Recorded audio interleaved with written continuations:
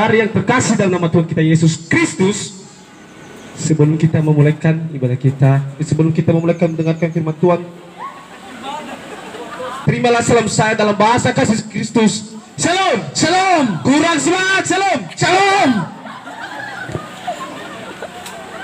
Renungan pada kita hari ini yang terambil dari Yesaya pasal 9 ayatnya yang kelima. Beginilah bunyinya. Sebab seorang anak telah lahir untuk kita, seorang putra telah diberikan untuk kita, lambang pemerintahan ada di atas bahunya, dan namanya disebutkan orang penasihat ajaib, Allah yang perkasa, Bapa yang kekal, Raja damai. Baik, Bapak Ibu Saudara-saudara yang terkasih dalam nama Tuhan kita Yesus Kristus, puji syukur kita panjatkan kehadiran Tuhan yang Maha Kuasa karena telah memberikan waktu untuk kita untuk menyampaikan firman Tuhan, ya. Bapak Ibu Saudara yang terkasih dalam nama Tuhan kita Yesus Kristus, mungkin Bapak Ibu bertanya-tanya, gimana asal mulanya dari cerita firman Tuhan ini? Sebelumnya Nabi Yesaya yang menulis kitab ini. Mengapa Yesaya menulisnya? Karena Tuhan Allah sendiri yang secara langsung menubuatkan kepada Yesaya bahwa ada berita baik sukacita akan lahir ke dunia seorang bayi penyelamat kita semua, Bapak Ibu Saudari yang terkasih dalam nama Tuhan Yesus Kristus. Untuk itu ada amin, Bapak Ibu Saudari? Amin. Baguslah.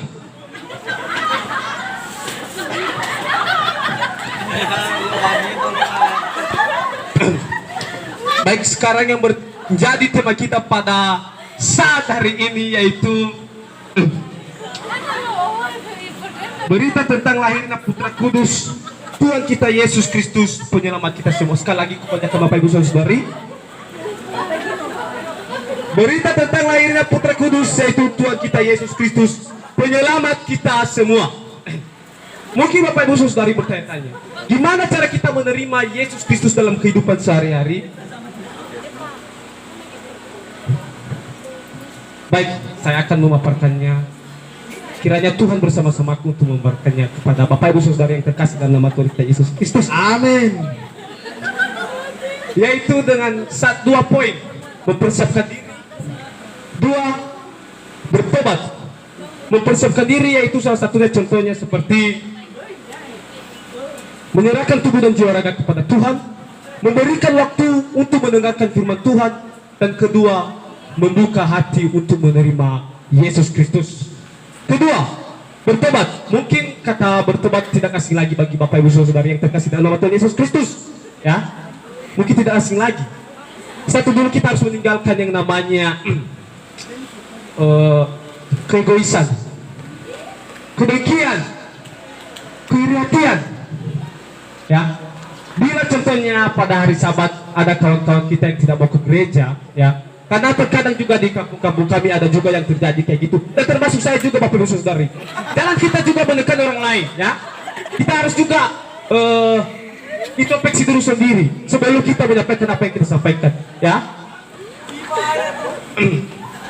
Kadang-kadang di kampung kami kebanyakan pada hari Sabat pagi-paginya tujuannya ingin mau ke gereja, tapi ketika datang ke tempat tuang atau bahasa daerahnya stop di fare, bahasa singkat TN, ya, Bapak Ibu Saudari, ya, pasti secara tidak langsung di situ ada gairahnya untuk kita bertahan. Kalau ibaratnya ada DJ pasti goyang-goyang terus, itulah Bapak Ibu Saudari yang terkasih dalam Tuhan kita Yesus Kristus, ya. Itu satu perumpamaan untuk kita, ya. Ada baiknya, ya, kita memberikan perumpamaan baginya. Betapa besar kasih Tuhan kepadamu untuk Dia berikan untuk kamu nafas kehidupannya. Secara tidak langsung Yesus Kristus telah mengasihi kita, ya.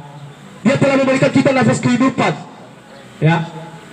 Jadi secara tidak langsung pasti walaupun teman kita tidak mau mendengarkan, yang penting kita sudah melepaskan sama kita yang namanya untuk menolong teman kita, untuk menarik dia ke jalan yang tidak benar, untuk membangkitkan lagi semangatnya untuk datang ke gereja. Ada amin, Bapak Ibu Saudari? Amin.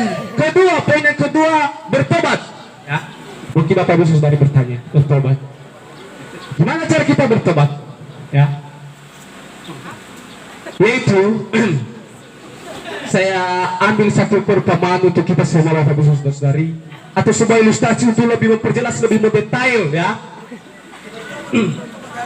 Suatu rumah yang mewah, megah ya, yang di luarnya amat bagus. Kalau bahasa yang dibangun sama kami ini eksteriornya bagus, di luarnya ya. Bukan saya mau mengapa ya. Yang eksteriornya di luar amat bagus ya. Mewah, memang mewah, rumah yang ngeri. Kalau di Jakarta itu merek-merek rumah-rumah, bukan rumah-rumah aki-aki Jokowi. Ya, ketika seorang tamu mau datang ke rumah tersebut, dia dulu berhenti di depan teras. Kata-katanya mengatakan, sungguh luar biasa rumah ini. Aku merasa nyaman, apalagi kalau di dalamnya. Sedangkan interiornya atau di dalamnya berantakan. Semua Bapak Ibu Saudara yang terkasih dalam nama Tuhan kita Yesus Kristus, ya. Semuanya di dalam berantakan, semua meja berantakan, kotoran berserakan, kotoran babi, kotoran manusia, kotoran banyak, ya. Ketika seorang tamu tersebut datang ke depan pintu seorang rumah yang mewah tersebut, pembantu tersebut membukakan pintu kepada tamu tersebut. Lalu seorang pembantu tersebut berkata kepada tamu, ada apa gerangan Bapak mau datang ke tempat yang megah ini? Satu pertanyaan. Lalu ekspresi Bapak tamu tersebut yang mau hendak datang, ekspresi muka yang ceria, tiba-tiba berubah. Kenapa Bapak Ibu Saudara yang terkasih dalam nama kita Yesus Kristus berubah?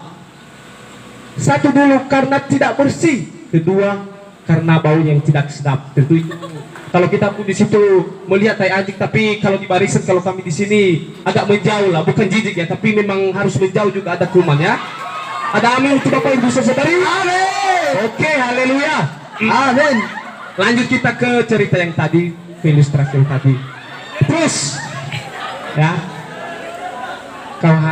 kami harap ketenangannya dulu ya. Oke, Bapak Ibu Saudari, untuk itu lalu tamu tersebut tidak mau menerima omongan dari sebuah pembantu tersebut. Dia cuma mau mengatakan, Bapak Ibu harus perlu diikuti ini ya, karena ini penting ya untuk lebih memperdekatkan. Kenapa rumah ini tidak mau dibersihkan? Terus pembantu tersebut mengatakan, memang harus bersih ya. Terus seorang tamu tersebut tidak menjawab. Dia cuma mengatakan, aku mau kembali lagi untuk mau bertamu jikalau rumah tersebut bersih ya. Jadi seorang pembantu tersebut tidak mau berkata-kata, cuma dia berkata di hati, apakah benar yang dibilang tamu tersebut? Jadi dalam kehidupan kita sehari-hari, jika hati kita ibarat rumah tersebut yang sudah kotor, hati kita tidak bersih, maka secara tidak langsung Yesus Kristus tidak akan pernah masuk di dalam kehidupan kita sehari-hari. Anak-anak Bapak Ibu Saudara, untuk apa kalau kita bersih di luar di bulan-bulan Desember dari Advent 1, Advent 2? Sekarang kita akan lihat Advent 2 menuju OTW Advent 3 ya. Nah, terus kita udah pakai baju yang bagus, mewah kan. Terus kalau enggak ada yang namanya kebersihan hati, untuk apa? Kosong, nihil, tidak ada sama sekali hasilnya Bapak Ibu Saudari untuk memuji nama Tuhan ya. Ya, karena kita juga sebagai manusia membutuhkan ada 3 hal, yaitu kebutuhan bagi sosial, kebutuhan bagi jasmani, kebutuhan bagi kerohanian. Untuk apa kalau ada untuk bagian kejasmanian? Kalau kita tahu ini dulu guru bagian keolahragaan, Bapak Perling, atau kalau di luar Paman Perling ya, bisa dipanggil juga. Bagian kejasmanian itu ya keolahragaan, makanan, postur makanan. Dan bagian kesosialan adalah bagian kita beradaptasi terhadap manusia lawan jenis. Kalau untuk itu dulu, kawan-kawan saya tidak mau andalkan yang namanya pacar dulu. Tunggu biar sukses ya. Sukses dulu baru bisa pacar atau boleh membentuk keluarga yang sah ya. Ketiga, kebutuhan bagian kerohanian ya. Mungkin Bapak Ibu Saudari bukan bagian kerohanian. Ya itu yang sudah ku perjelaskan tadi, menyiapkan tubuh dan jiwa raga Tuhan, mengosongkan hati untuk menerima Tuhan, ya. Baik, untuk Bapak Ibu Saudari, hanya itu yang bisa saya sampaikan untuk pada saat hari ini. Terima salam saya dalam bahasa kasih Kristus. Shalom. Shalom. Untuk itu mari kita bersatu dalam doa. Terima kasih Bapak di surga, Engkau menolong kami dari kami mulai firman Tuhan. Kiranya Tuhan menjadikan, kiranya Tuhan memberikan kepada kami hati yang mau mendengar terhadap firman Tuhan tadi, hingga menjadi sulung dan obor di hadapan-Mu ke depannya nanti. Ini adalah kami Tuhan. Amin. Amin.